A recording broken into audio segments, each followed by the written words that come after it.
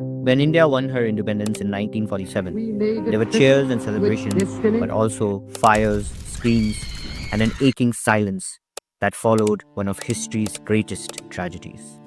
The partition of India was the world's largest forced population transfers in the modern era, and it involved the migration of over 18 million people in the period of 4 years. Families became refugees, neighbors became enemies, and nearly every train that ran between India and Pakistan came back with corpses instead of passengers. Death trains, they called it. Up to 2 million people were butchered. Kill or be killed became the slogan in Punjab, Bengal, and Sindh. Viceroy Mountbatten and the officers of the civil and military authority did very little to stop this. And what happened to the women hurts even deeper. An estimated 75,000 women were raped, mutilated, and abducted from their homes. Amal Swani, one of the survivors, shared that her father had instructed them to burn themselves in case of an attack so that they do not get captured. That was the extent of fear and desperation. Sunil Chandra Ghosh was helped to safety by his father's Muslim friend, who risked his own safety multiple times to ensure their crossing to India from East Pakistan.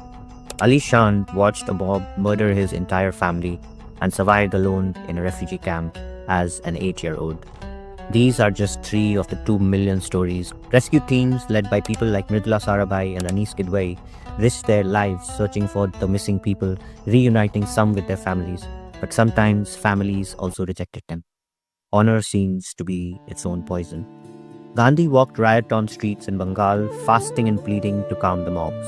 Nehru visited refugee camps and organized relief efforts and appealed for unity, while Patel maintained the law and order and pressurized the princely states to join India. The country was in total chaos, just like the British wanted. And while the blood ran in the streets, inside the Constituent Assembly in Delhi, our leaders were forging the future of India. And this is the beginning of India's rebirth.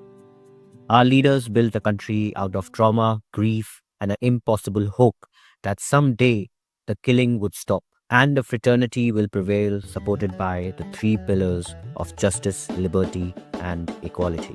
India's real miracle isn't that it survived the British, it's that even when divided and surrounded by loss, we dared to claim our democratic rights.